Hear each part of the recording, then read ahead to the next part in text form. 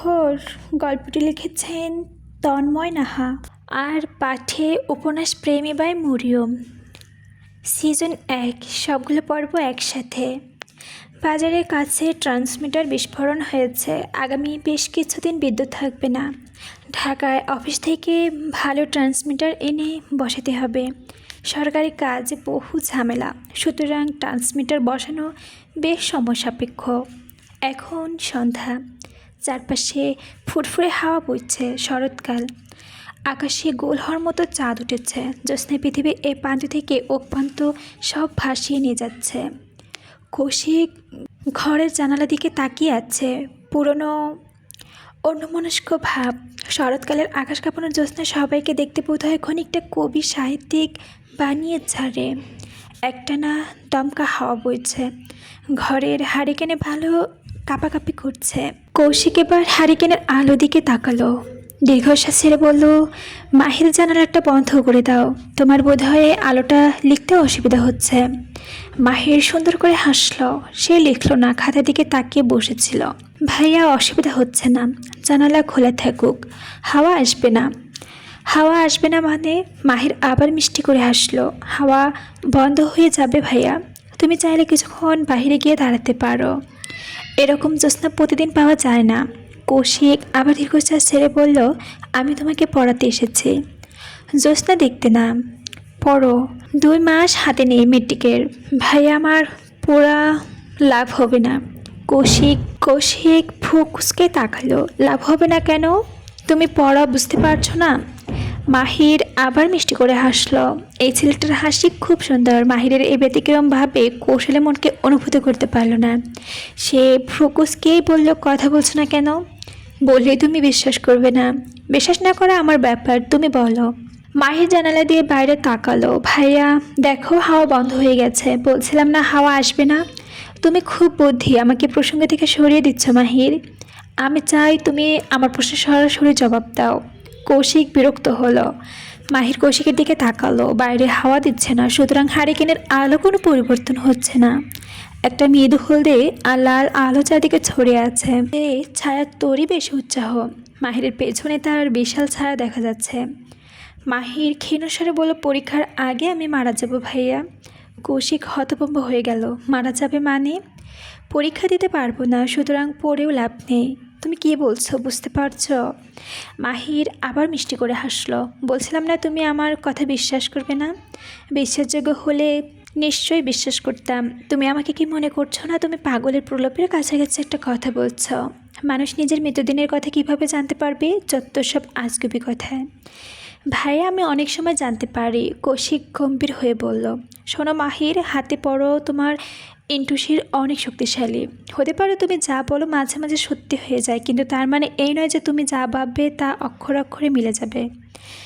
আমি এটা ভাবি না ভাইয়া। অবশ্যই ভাবো, এটা না মনস্তাত্ত্বিক রোগ। প্রথমে এটা পজিটিভভাবে কাজ করবে। অতি নিরীহ জিনিস তুমি পরিবর্তন করার কথা ভাববে। ভাগ্যক্রমে যদি সেগুলো পরিবর্তন হয়ে যায়, তখন তুমি এই ধাপে আরও এগিয়ে যাবে। যেটা পরিবর্তন করতে পারবে না সেটাও করতে পারবে, চেষ্টা করবে। ভাইয়া, আমার কোনো মনস্তাত্ত্বিক রোগ নেই, আছে কি নেই সেটা বোঝা যাচ্ছে। এখন তোমার মনে হচ্ছে তুমি পরীক্ষার আগে মারা যাবে। সেটা যদি সত্যি না হয়, তুমি সত্যি করার চেষ্টা করবে, দরকার পড়লে আত্মহত্যা করবে, এটাই তো? মাহির আবার সুন্দর করে হাসলো। ভাইয়া, আমি তোমাকে একটা প্রমাণ করে দিতে পারি, দেব? কৌশিক বড় করে একটা দীর্ঘশ্বাস ফেলে বলল, দেখি দাও তো। হারিকেনের আলো ধপধপ করছে। দুজনেরই মানুষের পেছনের ছায়াগুলো নড়াচড়া করছে, অর্থাৎ আবার হাওয়া বইতে শুরু করছে। মাহির উঠে দাঁড়ালো। তার চোখ বন্ধ।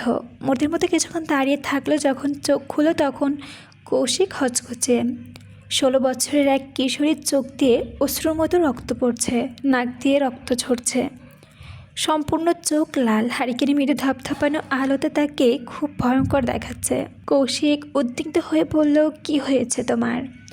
মাহির এবার মিষ্টি করে হাসলো, অথচ এবার তার হাসি সুন্দর দেখালো না, দেখালো ভয়ঙ্কর, কোনো জন্তুর মতো। যে জ্যোৎস্নার রাতে জঙ্গল থেকে পালিয়ে এসেছে। কিছুই হয়নি, তোমার একটা ভয়ঙ্কর অ্যাক্সিডেন্ট হবে, মাস তিনেক পুরোপুরি শয্যাশায়ী হয়ে থাকতে হবে। কৌশিক এইবার কিছুটা বিভ্রান্ত হলো। অ্যাক্সিডেন্ট হবে? কবে হবে? দেখেছো তুমি না, রোগটাকে বিশ্বাস করতে শুরু করেছ। মাহির হাসছে, অথচ তার চোখ নাক দিয়ে রক্ত ছড়িয়ে পড়ছে। ভয়াবহ অবস্থা, তবুও সে হাসছে। কৌশিক ভ্রু কুঁচকে মাহিরের দিকে তাকিয়ে আছে। ছেলেটা হাসছে না কাঁদছে বুঝতে পারছে না। কৌশিকের অ্যাক্সিডেন্ট হলো না, তাকে 3 মাস কোনো কারণে শয্যাশায়ী হতেও হলো না। কিন্তু অত্যন্ত আশ্চর্যের বিষয়, মেট্রিক পরীক্ষার ঠিক আগেই সুস্থ স্বাভাবিক ছেলে মাহির মারা গেল। এই পুরো ঘটনা কৌশিকের মনে কতটা প্রভাব ফেলেছে জানা নেই, তবে সময় পেরিয়ে গেছে অনেক। কৌশিক এখন মধ্যবয়স্ক পুরুষ, খাঁচা চুল পাকতে শুরু করেছে, দৃষ্টিশক্তি জানিতে সমস্যা দেখা দিচ্ছে। এখন তার এসব নিয়ে ভাবার সময় নেই। সংসার জীবন অতি কঠিন জীবন, সে এই জীবন বলা চলে ভালো মতোই জড়িয়ে গেছে।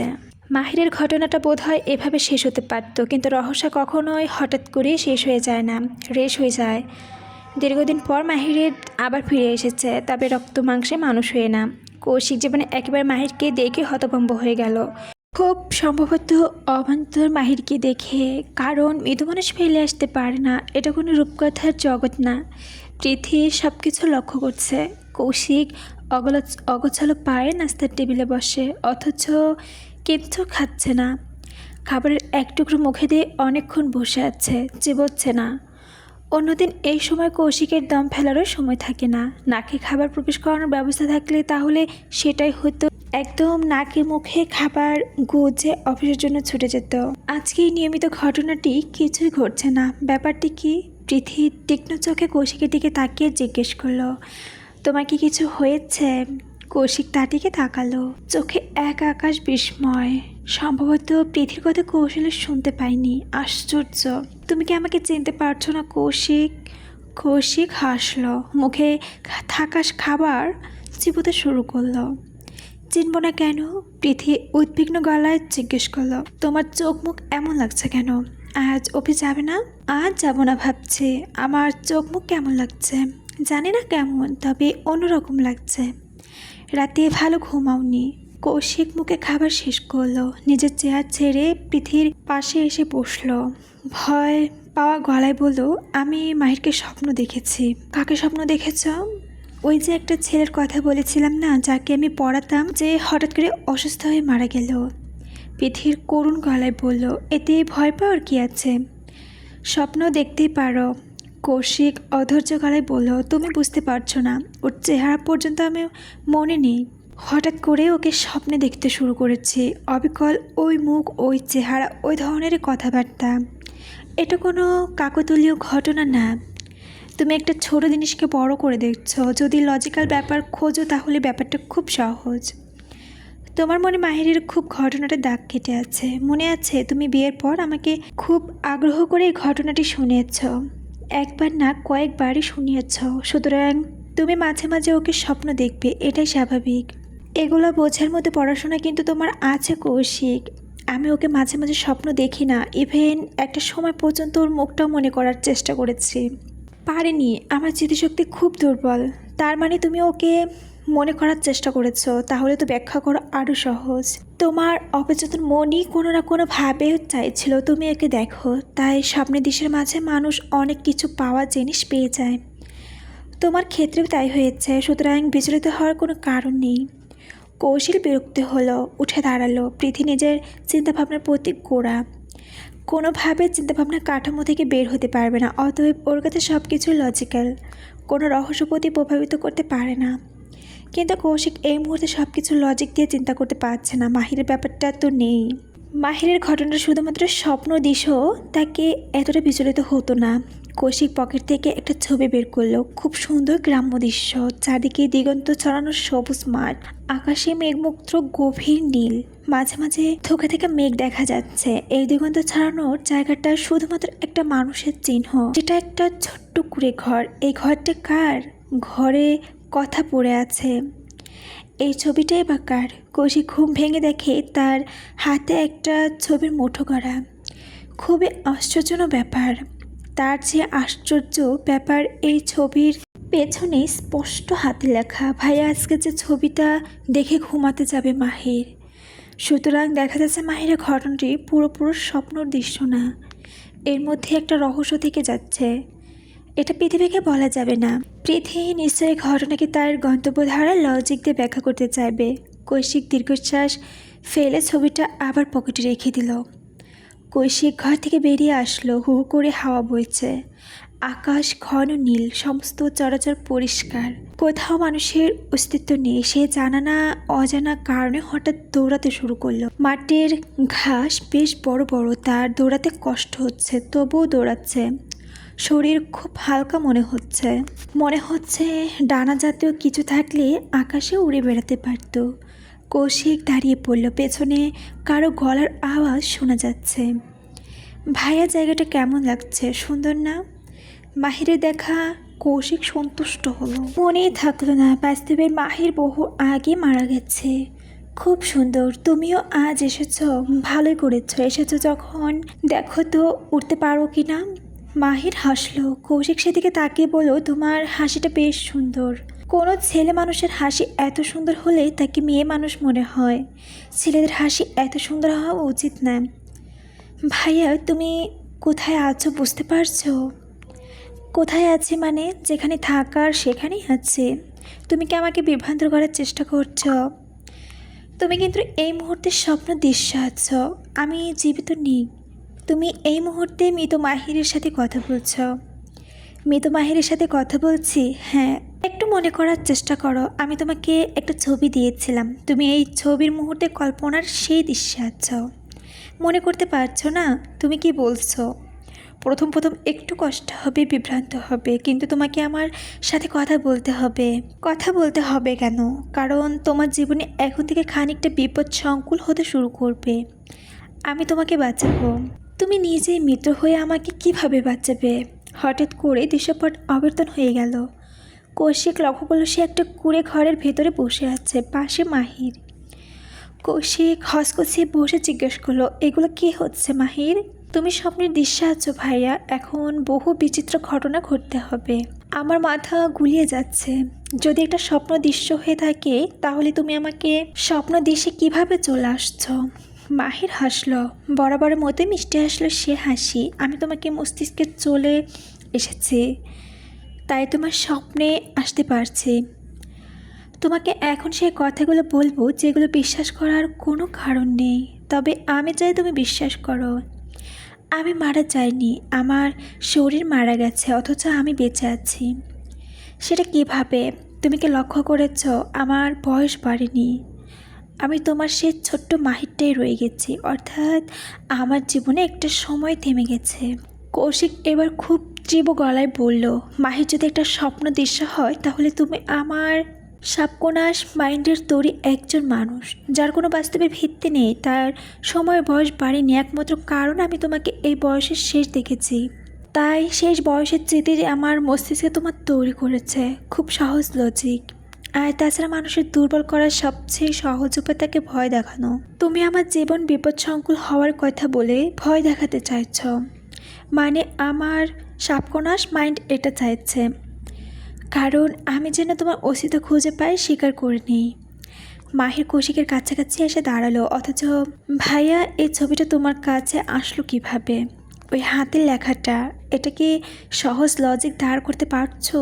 কৌশিক জবাব দিল না। স্বপ্নের দৃশ্যপট দ্রুত পরিবর্তন হয়ে যাচ্ছে। মাহির সেই জায়গাটা ছিল, এখন সেখানে নেই, আকাশে উঠছে। কৌশিক তার পাশে আকাশে বেড়াচ্ছে। তার মানে থাকলো না এই মায়ের ছেলেটা মৃত, যে কিছুক্ষণ আগে তার সাথে যুক্তি নিয়ে কথা বলছে। কৌশিকের জীবনধারা কিছুটা ব্যাপক পরিবর্তন হয়েছে। গত কিছুদিন যাবত তাকে অফিসে যেতে দেখা যাচ্ছে না। রাত দিন বেডরুমে দরজা বন্ধ করে শুয়ে থাকে। হঠাৎ হঠাৎ যখন দরজা খুলে তখন দেখা যায় কৌশিক নেশাগ্রস্তের মতো ব্যবহার করছে। চোখ ঘোলাটে, হাঁটা চলা টলটলে। প্রীতির সব কিছু অস্বাভাবিক লাগছে। প্রীতির চটপট খোলা দরজা গিয়ে ঢুকে পড়ল। তোমার কি হয়েছে বলো তো? কৌশিক হতভম্ব হয়ে বলল, চলো বাইরে গিয়ে কথা বলি। কেন, এখানে বসলে কি সমস্যা? এটা তো আমার ঘর নাকি? তুমি আমাকে এই ঘরে ঢুকতে দিচ্ছ না কেন? কৌশিক চোখ বন্ধ করে বসে পড়ল। আমার ঘুম পাচ্ছে, জনসময় কথা বলি। ঘুম পাচ্ছে কেন? সারাদিন এত ঘুমে কি করো? কৌশিক ঘুমের ঘোরে গলায় বলল, ঘুম পায় তাই। পৃথি লক্ষ্য করলো কৌশিক ঘুমের প্রান্তে পড়ে যাচ্ছে। তুমি অফিস যাচ্ছ না কেন? এমনি যাচ্ছি না, অফিসে করব না। প্রীতি রেগে যাচ্ছে। অফিস করবে না মানে সারাদিন শুধু ঘুমাবে? তোমার বেডসাইড টেবিল এগুলো কিসের ওষুধ? স্পষ্ট জবাব দাও। রোগের ওষুধ। আমি জানি না এগুলো কিসের ওষুধ। কড়া কড়া সিডেটিভ। এগুলো খেয়ে তুমি কতদিন ঘুমাও তাই তো জানোই তো। জানলে ভালো। প্রীতি কৌশিকের কাছে এসে বসলো, হাত মুঠো নিয়ে কোমল গলায় বলল, তোমার সমস্যাটি কি আমাকে বলো। আমার কোনো সমস্যা নেই। ঘুমানো নিচ্ছে তোমার কোনো সমস্যা না। তুমি আবার মায়েরকে স্বপ্ন দেখছো? না। প্রীতি চুপ করে গেল। অবস্থা ভালো না। কৌশিক চোখ বন্ধ করে বসে আছে, অর্থাৎ ওর ঘুম পাচ্ছে। একজন স্বাভাবিক মানুষ কিভাবে এত ঘুমাতে পারে সে ঠিকই আন্দাজ করছে। এগুলো ঘুমের ওষুধ, নার্ভ শিথিল করে, ঘোর তৈরি করে। কৌশিক এত ঘুমের প্রয়োজন পড়ছে কেন? তাকে কিছু একটা করতে হবে। কৌশিক, তুমি কি আমার সাথে ডাক্তারের কাছে যাবে এখনই? তুমি হয়তো বুঝতে পারছো না তুমি একটা সমস্যার মধ্যে আছো। কৌশিক ঘোরের গলায় বলল, যাওয়ার প্রয়োজন নেই। প্রয়োজন নেই কেন? আমি মারা যেতে চলেছি খুব শিগগিরই। প্রীতি অবাক হয়ে দেখলো কৌশিক বিছানায় একপাশে টুলে পড়ছে। তার চোখ দিয়ে নাক দিয়ে রক্ত ঝরছে। সে জানে না বহুদিন আগে একটা সময় হুবহু একটা ঘটনা মাহিরের সাথে ঘটেছিল। মাহিরে এই জায়গাটা পরিবর্তন করা যায় না। মাহিরে হাসলো। যায়? তুমি অন্য কোথাও যেতে চাইছো ভাইয়া? হ্যাঁ, ওই নীলাকাশ সবুজ দিগন্ত যেখানে দেখতে ভালো লাগে না। কিন্তু তুমি সবাইকে আমার কথা বলে ঠিক করছো না। সবাইকে বলেছি কোথায়? শুধু প্রীতিকেই বলেছি। মেয়েটা খুব ভালো জানো। মাহির মিষ্টি করে হাসলো। জানি। কি ঠিক করলে ভাইয়া? কিসের কথা বলছো? তুমি খুব বেশি দিন আমার স্বপ্নে ভ্রমণ করতে পারবে না। প্রীতি আপু সেই ব্যবস্থা করে রাখবেন না। উনি সন্দেহ করতে শুরু করেছে। আমি কি করব বুঝতে পারছি না। কি করা যায় বলো তো? করা যায় তো একটাই কাজ, মারা যাওয়া। মৃত মানুষের ওপর জগতের কোনো নিয়ম খাটে না। কৌশিক খুব চিন্তিত মনে হচ্ছে। সে দিগন্ত ছাড়ানো ঘাসের উপর শুয়ে পড়েছে। একটা সিদ্ধান্ত নিতেই হবে, কিন্তু কোনটা না কোনটা বুঝতে পারছে না। মাহির ছেলেটা খুব ভালো, কখনো ভুল পরামর্শ দেবে না। ডক্টর সিন্ডিকেটের রিপোর্ট নিয়ে বসে আছেন। তাকে খুব চিন্তিত মনে হচ্ছে। তিনি ভুর ক্রুজকে রিপোর্টের দিকে তাকিয়ে আছেন। একটু পর রিপোর্টটা আলোর সামনে পেছনে নিয়ে যাচ্ছেন। দেখে মনে হচ্ছে তিনি রিপোর্টের কিছু একটা খোঁজার চেষ্টা করছে, অথচ পাচ্ছে না। বরাবর হতাশ হয়ে যাচ্ছেন। ডক্টর সাহেব রিপোর্টটি দেখে দিলেন। না, পেলাম না। পৃথিবী আগ্রহ গলায় জিজ্ঞেস করলেন, কি পেলেন না? মোটামুটি কিছুই পেলাম না। আমাদের ডক্টরের কাছে একটা দ্রুত রোগ ধরতে চেষ্টা করি, এজন্যই ভালো মানুষকে রোগী বানিয়ে ফেলি। তবে আপনি বোধহয় এই রোগের আক্রান্ত। আপনি আপনার স্বামীকে রোগী বানিয়ে ফেলতে চাইছেন। প্রীতির চোখ সরু করলো। আপনি বোধহয় আমার কথা ভালো করে শুনেননি। ভালো করেই শুনেছি। শুনুন, অতিরিক্ত ঘুমে থাকা কোনো রোগ না, আপনি নিশ্চিত হতে পারেন। আপনার স্বামী পুরোপুরি সুস্থ, অন্ততপক্ষে সুস্থের অপরটা। মানুষের বয়স যত বাড়ে তত ঘুম কমতে থাকে। আপনার স্বামীর ক্ষেত্রে ব্যতিক্রম হচ্ছে। এটা অবশ্যই ভালো। ঘুমটা ন্যাচারাল হলে হয়তো ভালো হতো, কিন্তু সেটা ন্যাচারাল না। আমার স্বামী কড়া ডোজের ঘুমের ওষুধ খেয়ে ঘুমাতে চান, অর্থাৎ তিনি ঘুমে আসক্ত হয়ে আছেন। এই কারণটা জানা প্রয়োজন। ডক্টর সাহেব বিশ্বাস নিয়ে বলছেন, আপনি শুধু চিন্তায় আছেন। ভদ্রলোকের রিপোর্ট নরমাল। আপনি চিন্তিত মনে বাড়ি যান। টিতে দোনামোনা করে উঠে দাঁড়ালো। চিন্তিত মনে থাকার কথা বললেও নিশ্চিত থাকতে পারছে না। কৌশিক সামান্যটা বোধ হয় ঠিকভাবে বোঝাতে পারছে না। পৃথি যাওয়ার পরপরই ডক্টর ফোন নিলেন। ষড়যন্ত্রের ভঙ্গিতে ফিসফিসিয়ে কাউকে কিছু বলতে শুরু করলেন। ওইটা কেসটা পাওয়া যায়, ওই কিশোরের মতো কেসটা। গম্ভীর গলায় কেউ একজন বলল, কোন কেসটা হামিদ? নিউ অ্যাড ক্লিয়ার বলো উইথ লিমিটেড সেন্টেন্স। মাহির নামে ছেলেটার কেস, যার মস্তিষ্ক অনেক বেশি কার্যকর ছিল সাধারণ মানুষের তুলনায়। ওপাশ থেকে উৎফুল্ল গলায় বলল, সত্যি পাওয়া গেছে? এতদিন পর এবার আমার পরীক্ষা সাকসেসফুল হবে। মানব জাতির আরেকটি মহান আবিষ্কার হতে চলেছে।